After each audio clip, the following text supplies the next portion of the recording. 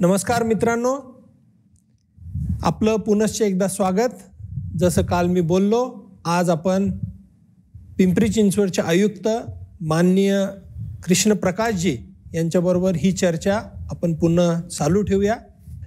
Sir, आपने अभी बताया कि एनजीओ का कितना इम्पोर्टेंस है और ये जो कोविड का जो सिचुएशन है पिछले मार्च से अभी 2 साल करीबन होने को आए हैं, इसमें खास करके अभी ये महसूस हुआ है कि एनजीओ ने बहुत काम किया है.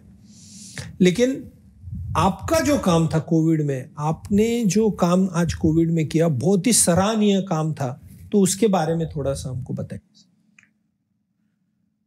देखिए, आपका कहना बिल्कुल सही है कि एनजीओ ने अभूतपूर्व काम किया और उसी तरह से पुलिस महकमे ने भी अभूतपूर्व काम किया. पुलिस की इमेज जो है वो बहुत ही अच्छी बनी इस दरमियान, कोविड के दरमियान.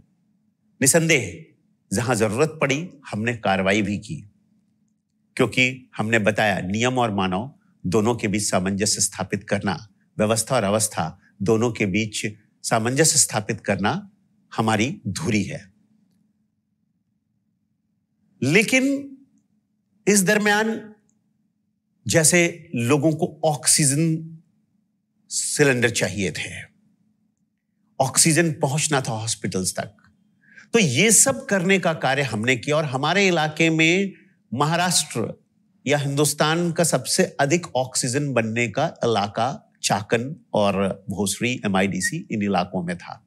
और इसलिए हम उसकी व्यवस्था, उसमें किसी तरह की मारामारी ना हो, किसी प्रकार की लूट ना हो, किसी प्रकार की छीना झपटी ना हो, किसी प्रकार का हंगामा ना हो, और व्यवस्थित रूप से ऑक्सीजन जहां जहां पहुंचाना जिला प्रशासन ने तय किया है वहां पहुंचाते रहे, इसकी व्यवस्था की.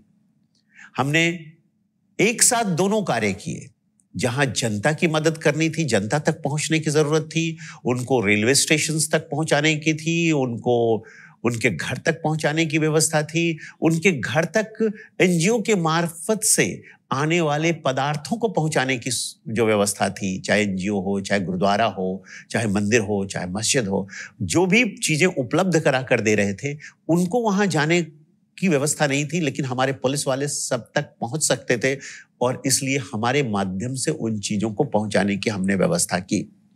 हमने हेल्पलाइन रखा कि अगर कोई आपसे इस बीमारी के नाम पर एक्सटॉर्शन कर रहा हो, चाहे वो इंजेक्शन के लिए हो, दवाइयों के लिए हो, या एम्बुलेंस के लिए हो, या मृतक के सौदहन या दफनाने के लिए किसी प्रकार का जुल्म कर रहा हो, एक्सटॉर्शन कर रहा हो अपने मोनोपोली के आधार पर, या उनके पास निश्चित व्यवस्था किसी खास लोगों के पास रहने के आधार पर, या हॉस्पिटलाइजेशन की बात हो, तो आप हमें सूचना दें, हम कार्रवाई करेंगे. और हमने कार्रवाई भी की.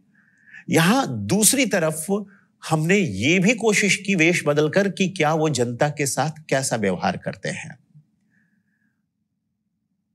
क्योंकि जब तक आप जनसामान्य बनकर हमारे पुलिस अधिकारियों और कर्मचारियों तक, सरकारी महकमे तक नहीं जाएंगे, तब तक ये पता नहीं चलेगा कि वो जनसामान्य के साथ किस तरह का व्यवहार करते हैं. चाइनीज प्रोवर्ब है, सीइंग इज बिलीविंग, देखना ही बिलीव करना. और छत्रपति शिवाजी महाराज से लेकर विक्रमादित्य तक सभी लोग वेश बदलकर जनता की अवस्था और व्यवस्था जानने के लिए जाते थे और उसके बारे में जानकारी हासिल करते थे. तीसरा काम जो हमने किया वो ये किया कि हमारे पुलिस वाले जो हैं उनका हेल्थ अच्छा होना चाहिए, तभी वो व्यवस्था अच्छी रख सकेंगे. इसलिए उनके लिए मास्क से लेकर सैनिटाइजर से लेकर उनके लिए हेल्थ बेनिफिट्स के लिए हमने प्रत्येक को एक स्मार्ट वॉच दिलवाया, जिससे कि वो अपने पैरामीटर्स जज कर सके कि उनके हेल्थ के पैरामीटर्स, जिसे आप कहते हैं कोविड मीटर जिसको कहते हैं, कि अगर आपका SpO2 लेवल, जो SpO2 लेवल होता है ऑक्सीजन का, वो उसके अलावा उनका जो फीवर, तापमान अगर बढ़ रहा हो, उनका टेम्परेचर बढ़ रहा हो उनके शरीर का, या उनका हार्ट रेट बढ़ रहा हो, ये सारी चीजों को हम डैशबोर्ड पर देखते थे और उनको 10,000 स्टेप्स एवरीडे चलने के लिए, उनको गर्म पानी पीने के लिए ये सारे थर्मस फ्लास्क से लेकर सारी सुविधाएं हमने करवा कर दी, जिससे कि वो ज़्यादा से ज़्यादा लोग स्वस्थ रहे। और उनके इलाज के लिए बेहतरीन हॉस्पिटल में, जैसे हमारे इलाके में DY पाटिल हॉस्पिटल है और ये तमाम हॉस्पिटल्स में हमने उनके लिए बेड रिजर्व करके रखे, एक सेपरेट वार्ड 30 CA का रखा और 5 मतलब फुल्ली ICU बेड्स उनके लिए रखे। इसके अलावा जो उनके पास थे अलग से 5 ICU बेड्स तैयार करवाए थे हमारे पोलीस वालों के लिए। पण सरांच्या बाबतीत मी असं म्हणेल की गुन्हेगारांना खूप जबरदस्त भीती वाटते आणि सामान्य लोकांना सर अतिशय जवळचे वाटतात आणि म्हणूनच ते एवढं काम NGO असेल, सामाजिक कार्यकर्ता असेल किंवा एक सर्वसामान्य माणूस असेल त्यांच्याबरोबर सर करतायत। त्याच्याबद्दल आपण त्यांच्याकडून ऐकू की हे कसं त्यांनी संपन्न केलं। पण एक गोष्ट त्यांच्या आता जेव्हा सांगण्यात आली आणि आम्ही सगळ्यांनी ती पेपरमध्ये वाचली होती, सर वेशभूषा बदलून जात होते आणि चेक करत होते की नेमकं काय चाललंय। सर आम्हाला थोडासा एखादा किस्सा तरी सांगा की अशा वेळी काय रिॲक्शन यायच्या लोकांच्या। जेव्हा मी गेलो 3 पोलीस स्टेशन आणि काही नाकाबंदीच्या ठिकाणमध्ये, आणि पोलीस स्टेशनमध्ये मी नेमके तेच गोष्ट सांगितली जे पब्लिकचा कंप्लेन येत होता त्या क्षेत्रात। आणि त्या काळात ईद चालू होता, त्यामुळे एवढा रात्री जो माणूस येतो ते तराबी वगैरे करूनच येईल, म्हणजे सामान्य माणूस असा येणार नाही असा स्वाभाविक वाटण्यासाठी तसा वेश पालटून मी गेलो होतो, वेशांतर करून गेलो होतो। जेव्हा गेलो तर प्रथम ठिकाणी जेव्हा मी सांगितले की तिथे लोक पटाके वाजवतात आणि सेळ काढतात महिलांची, तर तिथे आमचे पोलीस लगेच पाठवले गेले हिंजेवाडीमध्ये आणि तिथे खरोखर जिथे, कारण तिथे कंप्लेन येतच होता तिथं, तर तिथे खरोखर एक माणूस पकडला गेला आणि 3-4 पडून गेले। तो चौकी बावधनची चौकी होती ज्या ठिकाणचा मी उल्लेख केला होता पोलीस स्टेशनमध्ये। तरी पण त्याने काय सांगितले, तिथला जो SHO होता, स्टेशन हाऊस ऑफिसर, त्याने सांगितले की तो ज्या चौकीमध्ये आपण गेला असता तर जास्त छान झाला असता, कारण तो जवळच होता तुमच्या घराचे, पण इथे आला तर काही हरकत नाही, मी पोलीस तिथे पाठवतो आणि कारवाई आपण बसा, योग्य गुन्हा दाखल करून घेतो। तेव्हा जेव्हा शेवटी आम्ही सांगितले की मी तुमचं CP आहे, तेव्हा त्यांना आश्चर्याचा धक्काच बसला। ठीक आहे। आणि त्यानंतर दुसऱ्या ठिकाणी गेलो वाकडकडे, तर वाकडकडे मी एक सोसायटीचे बाहेर असा फिरत होतो माझे बेगम सोबत, असा मी सांगितले की चेन स्नॅचर आला आणि चेन स्नॅच करून पळून गेला। लगेच तिथे टीम पाठवण्यात आली। त्याने विचारला की तुमची महिला आहे, त्यांना काही सांगायचं आहे वेगळा, तुम्हाला खोलीमध्ये एक महिला कॉन्स्टेबल सोबत पाठवतो। तर आम्ही सांगितलं हो पाठवा, काही हरकत नाही ते। आणि त्यानंतर त्याने कच्चा ड्राफ्ट केला FIRचे आणि सांगितलं की ऑफिसरला बोलवलेले आहे, FIR जे आहे ते समोर येऊन त्या जिम्मेदारीने लिहितील, आम्ही तर कर्मचारी आहोत। तर ऑफिसर आला नाईट राऊंडचं आणि जेव्हा FIR रजिस्टर करण्यासाठी बसला तेव्हा मी सांगितले की मी तुमचं CP आहे, आणि तेव्हा त्यांना पुन्हा आश्चर्याचा धक्का बसला।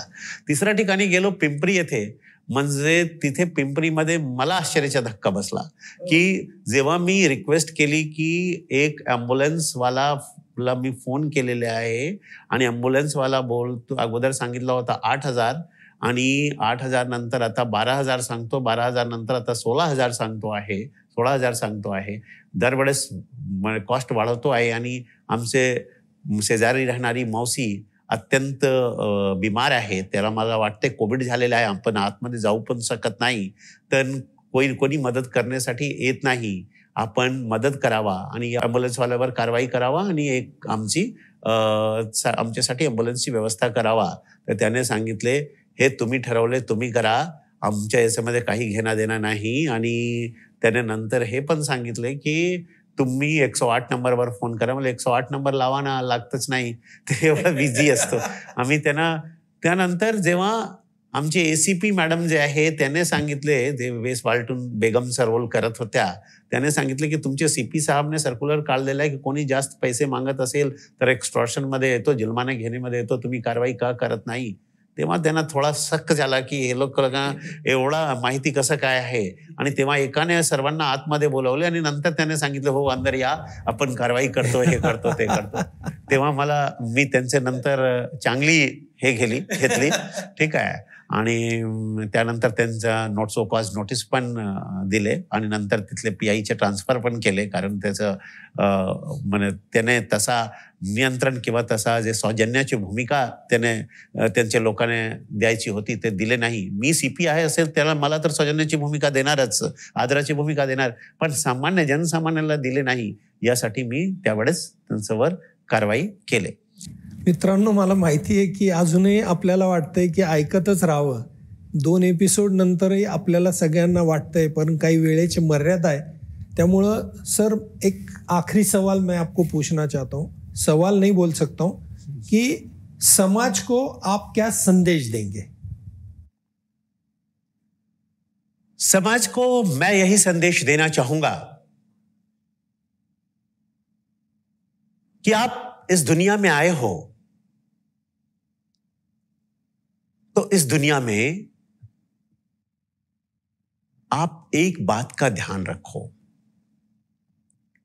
कि आप सच्चे चित्त से अपना जो भी काम करते हो, परिवार का काम करते हो, समाज का काम करते हो, देश का काम करते हो, आप एज ए इंजीनियर, डॉक्टर काम करते हो, ऐसे शिक्षक काम करते हो, ऐसे मजदूर काम करते हो, आप ये सोचकर मत काम करो कि आप अपने फायदे के लिए कर रहे हो. क्या बात है. ये सोचकर काम करो कि आप अपने समाधान के लिए काम कर रहे हो, अपने संतोष के लिए काम कर रहे हो. और कुछ मिले ना मिले, सच्चे चित्त से किए हुए काम का आनंद, संतोष, समाधान आपको मिलने वाला है. इसे ही भारतीय संस्कृति में सच्चिदानंद अर्थात ईश्वर कहते हैं. सच्चे चित्त से किए हुए कर्म का आनंद ही सच्चिदानंद है. और इस सच्चिदानंद को जिसने पा लिया, उसे और किसी चीज के पाने की इच्छा नहीं रहती है. गीतेत म्हटलेले आहे, योगः कर्मसु कौशलम. योग, जिसे हम राजयोग या हठ योग के नाम से जानते हैं या सहज योग के नाम से जानते हैं, जिसमें यम, नियम, आसन, प्रत्याहार, धारणा, ध्यान और समाधि की अवस्था आती है, तो हम या तो यम, नियम, आसन देखते हैं या प्राणायाम देखते हैं. रामदेव बाबा का प्राणायाम देखते हैं या हमारे श्री श्री रविशंकर जी का प्राणायाम देखते हैं, जो सुदर्शन क्रिया के रूप में दिखाई पड़ता है, दृष्टिगत होता है. लेकिन उसका आखिरी हिस्सा है समाधि, और वो समाधि की अवस्था ईश्वर प्राप्ति की अवस्था है. समाधि की अवस्था योग की अवस्था है, मिलने की अवस्था है. ये मिलन 2 तरह से होता है, योग करके, साधना करके, और दूसरा अपना कर्म कुशलता के साथ करके, अपना कर्तव्य कुशलता के साथ करके. तो आप जो भी कर्तव्य करते हो पूरी कुशलता के साथ, पूरी शिद्दत के साथ, पूरे प्रेम के साथ, पूरे पैशन के साथ, पूरे जिद्द के साथ, पूरी चिकाटी के साथ करो. फल के रूप में आपको समाधान मिलने वाला है, संतोष मिलने वाला है. So be true to whatever you do. सच्चाई के साथ करो जो कुछ भी आप करते हो, सच्चिदानंद आपको मिलने वाला है. यही मेरा संदेश है. धन्यवाद. जय हिंद. मित्रांनो, आपण बघितलं की आज समाजाला सुद्धा उद्देश जो दिला गेलेला आहे तो इतका सुंदर आहे की त्याच्यातून आपण थोडंसं जरी फॉलो केलं तर आपल्या जीवनातला आनंद जो आपण हरवून बसतो तो अपन पुनश्च एकदा मिलू सकते. सर, एक बहुत ही इम्पॉर्टेंट सवाल मैं आपको पूछना चाहता हूँ कि आज हम बोलते हैं कि भारत का भविष्य ये यूथ है, युवा है, लेकिन आज जो कुछ चल रहा है ना सर, उसमें पता नहीं, ऐसा लग नहीं रहा है, समाधान नहीं हो रहा है. तो यूथ के लिए आप क्या संदेश देंगे? आपने बिल्कुल सही कहा है कि आज के युवा हवा हो रहे हैं. हमारा देश युवा शक्ति बन चुका है। जागतिक स्तर पर, वैश्विक स्तर पर युवाओं की संख्या लगभग अधिकतम है, चीन के बाद या चीन के आसपास। लेकिन अगर इन युवाओं की दिशा सही नहीं है तो उनकी दशा भी सही नहीं होगी और देश की भी दशा सही नहीं होगी। एक शायर ने कहा है कि चमन वालों चलन अपना अगर अब भी ना बदलोगे, चमन बर्बाद भी होगा, चमन बदनाम भी होगा। और वही हो रहा है। युवा जिस तरह से भटक रहे हैं, दिग्भ्रमित हो रहे हैं, जिस तरह के गलत तरीकों को अपना रहे हैं, वो देश के निर्माण का कार्य नहीं कर रहे हैं। देश में वो अपसंस्कृति फैलाने का काम कर रहे हैं। वो देश में वो देश के वातावरण को खराब करने का काम कर रहे हैं, समाज के वातावरण को खराब करने का काम कर रहे हैं। युवाओं की उसी ऊर्जा को अगर सही दिशा दी जाए तो वो ऊर्जा देश, समाज और विश्व के विकास और मानवता के उद्देश्य के लिए बहुत ही सार्थक सिद्ध होंगे। लेकिन अगर वो सही दिशा ना दी जाए तो वो टिकिंग टाइम बॉम्ब होंगे। मतलब छन छन करते हुए ब्लास्ट करने वाले समूह के रूप में बदल जाएंगे।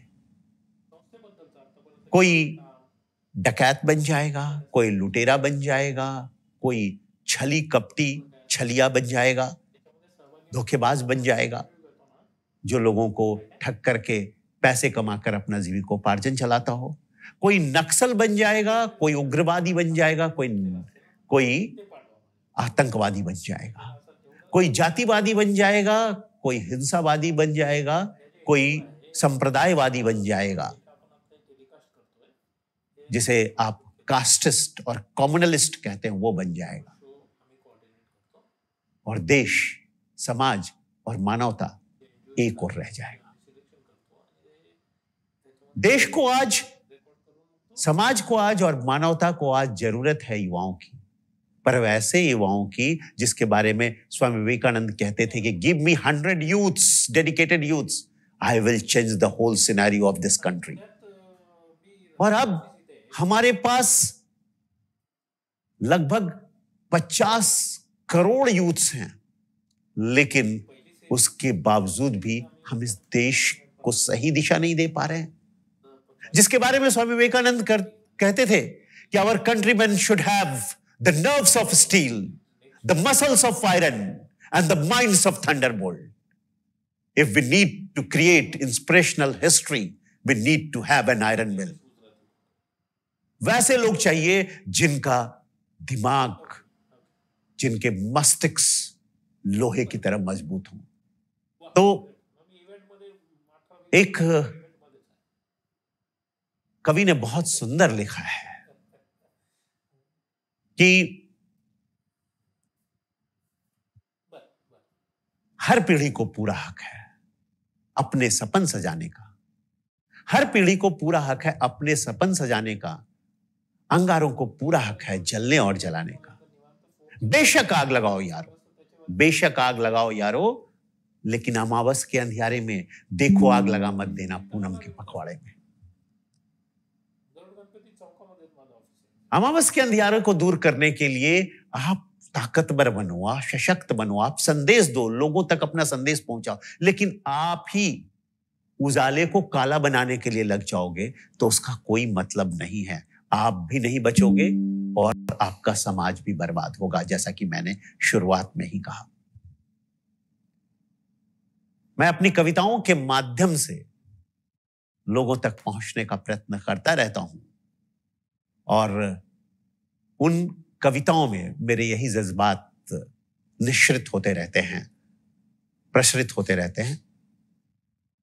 तो मैं यही संदेश देना चाहूंगा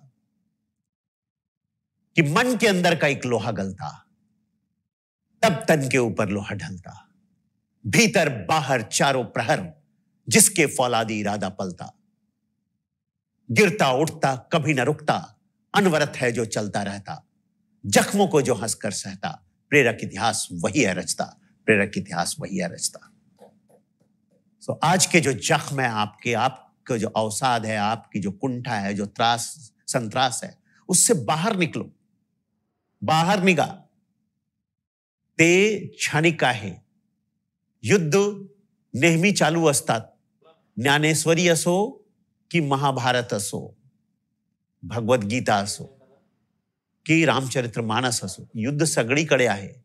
पण हा युद्धामध्ये तुम्हाला जे अकर्तव्य आहे त्याच्यावर कर्तव्याने विजय मिळवायचा आहे।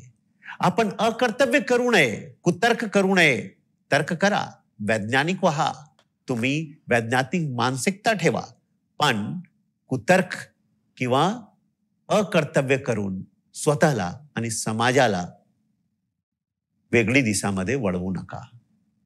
हा वेळ आहे, वेळ गेलेला नाही, संघर्ष सतत चालू आहे आणि या संघर्षमध्ये तुम्हाला प्रकाशाकडे जायचं आहे, उजेडाकडे जायचं आहे।